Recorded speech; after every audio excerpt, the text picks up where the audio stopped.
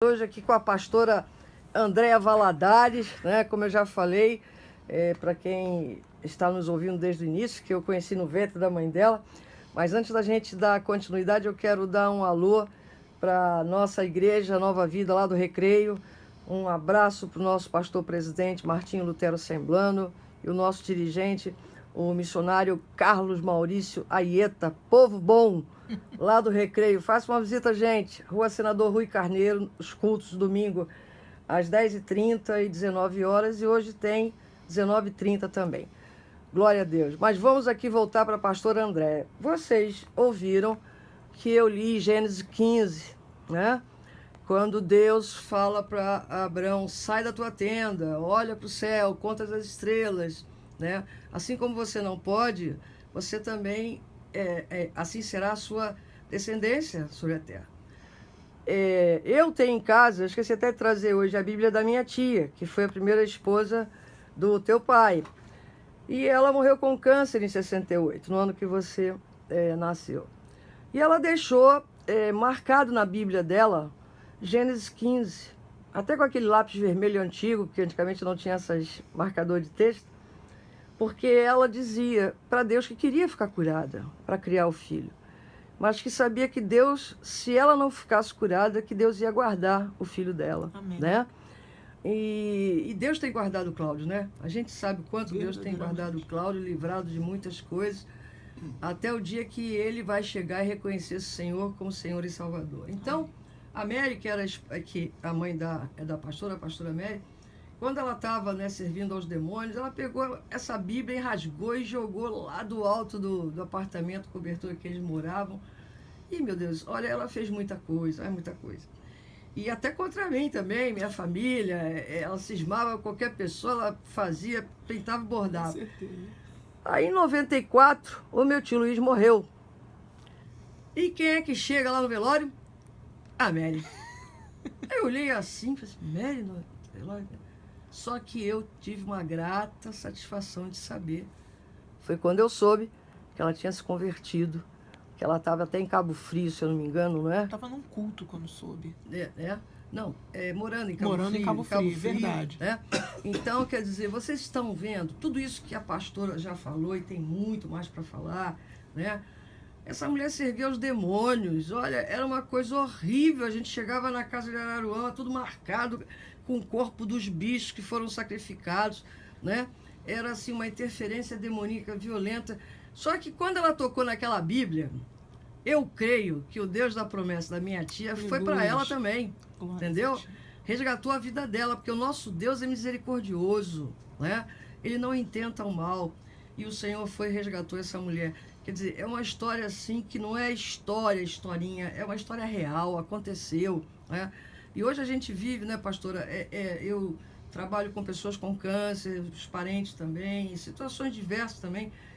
E assim que a gente fica sabendo, a gente vai ver que, meu Deus, isso existe, né?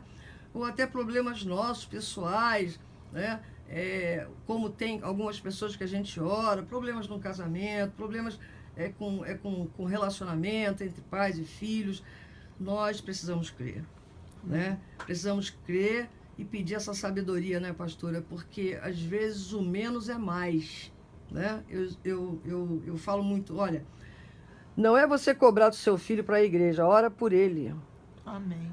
Chegar quando ele estiver dormindo, você chegar e impor as mãos, sem ele saber que você está orando. Não precisa cobrar, é só amar, né? Então, aquilo que Deus nos deu, pastora, o diabo não toma. Amém. Não adianta.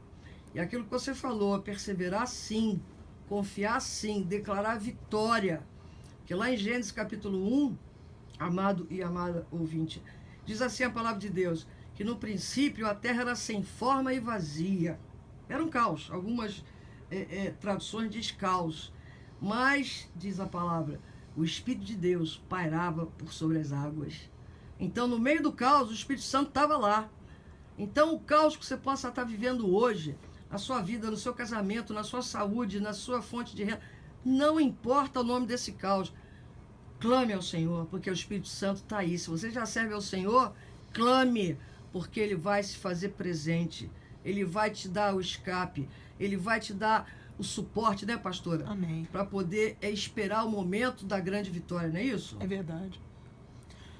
Então, como eu falei, nós entramos no terreno do inimigo e chegou uma certa hora, a minha mãe, como eu falei, ela aceitou a Jesus, mas e aí? O candomblé estava lá, as coisas estavam lá, as pessoas existiam, não foi porque ela aceitou a Jesus que as pessoas desapareceram, ela tinha os compromissos dela, que ela assumiu com aquelas pessoas.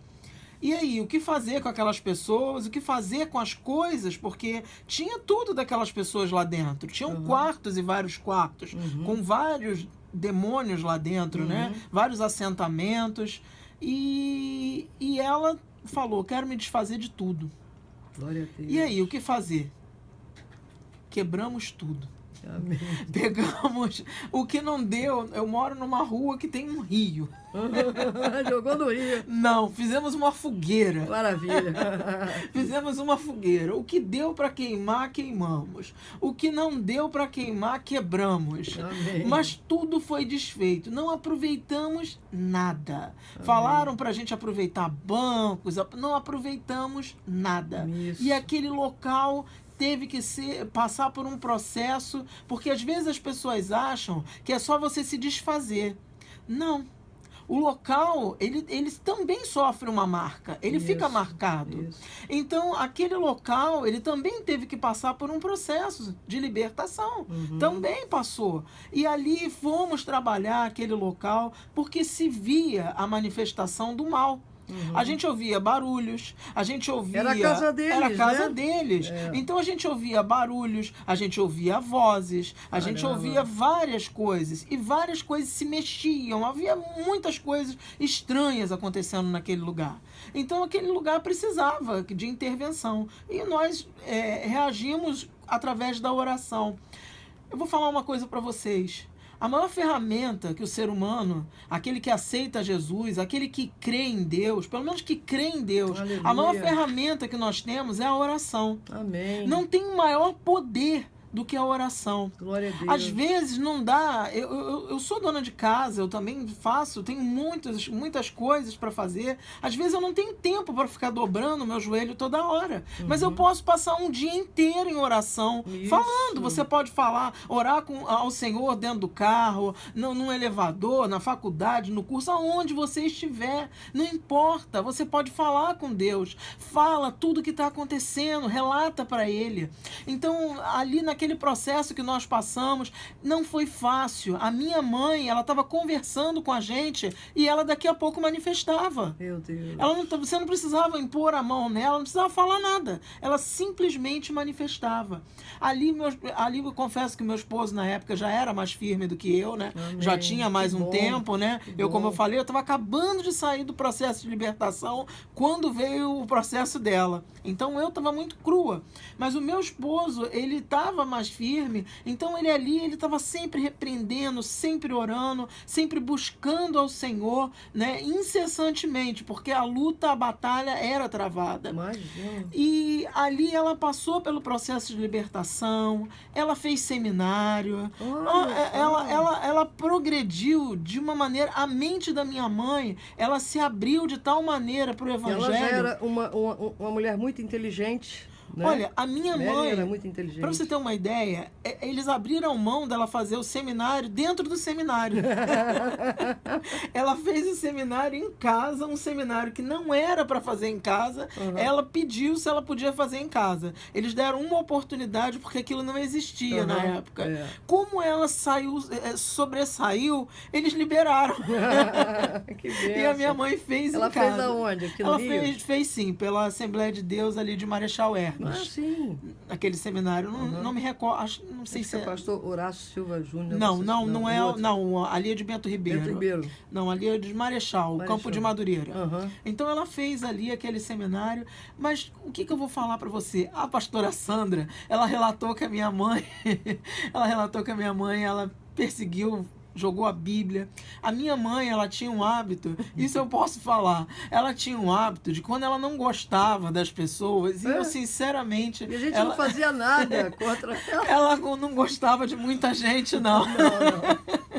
ela tinha um tal de um caldeirão lá de ferro, e ela pegava aquele caldeirão e ela, sei lá o que eu não sei, não confesso que eu nunca procurei saber o que ela botou lá dentro, mas ela queimava um monte de pessoas, ela fazia horrores. E ela, quando ela veio aceitar Jesus, algumas pessoas ela conseguiu pedir perdão. Amém. Eu não digo para vocês que para todas. Inclusive, o meu pai, que no caso o tio o tio Luiz, né, o tio dela, o meu pai, a minha mãe odiava ele. Quando ela se separou não suportando ele. E quando ela aceitou a Jesus, ela pregou para ele. Amém. Ela chegou a pregar para ele. Então ele ouviu muitas coisas e ele ficou assim escandalizado. No bom sentido. No bom sentido, né? Porque ele nunca esperou. Nunca. Uma mulher que ela não tinha a menor possibilidade dela vir a se tornar evangélica e ela vir a se tornar uma pastora. Ela foi sozinha ao enterro do tio, né? Não, eu fui. Você foi com ela? Fui com ela. Oh, não me eu lembro. fui com ela. Ela veio, para você ter uma ideia, ela ficou tão assim apavorada com a morte dele que ela arrumou um carro, como se fosse um táxi, eu não me recordo, e veio parar no Rio assim. Na minha casa, apareceu na minha casa, ela recebeu o telefonema, ela estava num culto, alguém avisou, que eu não sei quem, e ela veio parar na minha casa. Mas ela já tinha conversado com ele, já há bastante tempo, e ela vinha voltar a ter uma amizade com ele. Uhum. Então eu louvo a Deus que Deus me permitiu haver um conserto. Não, e testemunhar as duas fases, né? Testemunhar as duas fases. Porque hoje a gente sabe que pela misericórdia muitas pessoas têm um histórico com o pai ou a mãe assim e que não tiveram essa alegria de ver, né? Então, quer dizer, você é uma pessoa muito abençoada pelo Senhor, porque você está falando hoje não das práticas que ela fazia, que a gente não precisa detalhar, né? Mas o que Deus fez, como Deus transformou. Nesse dia do enterro do tio, ela pediu perdão à minha mãe, por causa da Bíblia, tá entendendo? Que aquilo deve ter ficado na cabeça dela, né? O Espírito Santo deve ter incomodado ela, né? Então, nós ficamos muito felizes de saber, né? Mas isso é muito importante. E hoje tem gente, né, pastora? A gente daqui a pouco está encerrando, mas a gente ainda tem aí 10 minutinhos. Tem gente vivendo situações tão tristes. Tem gente ouvindo a gente pelo celular, né? Em hospitais, até no seu trabalho, ou pela rádio AM 990, dirigindo seu táxi, né? Você tem uma palavra para essa pessoa que está dizendo: Senhor, eu não tô aguentando mais. Eu vou largar isso aí, eu vou desistir, porque eu estou orando e nada acontece, né? O que Deus coloca no teu coração especificamente para essa pessoa que está ouvindo a gente agora e que vai assistir depois o vídeo até pela internet? O que eu queria falar para você é o seguinte: quantas vezes você pode acreditar, não foi uma, não foi duas, quantas vezes eu pensei em desistir? Quantas vezes, no meio das humilhações, no meio das perseguições, naquele dia mesmo que eu falei que eles invadiram a minha casa armados, porque eles estavam com um facão. Naquele dia que eles ameaçaram a gente, eu pensei, eu vou sair desse lugar, porque eu vou acabar sendo morta, eu, meu esposo, a minha filha, e eu estava grávida da minha segunda filha. Meu pai. Quer dizer, naquele momento eu pensei. E muitas vezes, por isso que eu falei várias vezes de não desistir. Amém. Quantas vezes o inimigo ele vai lutar para fazer você acreditar que não vale a pena, que não vai conseguir, que você não vai conseguir essa situação ser resolvida.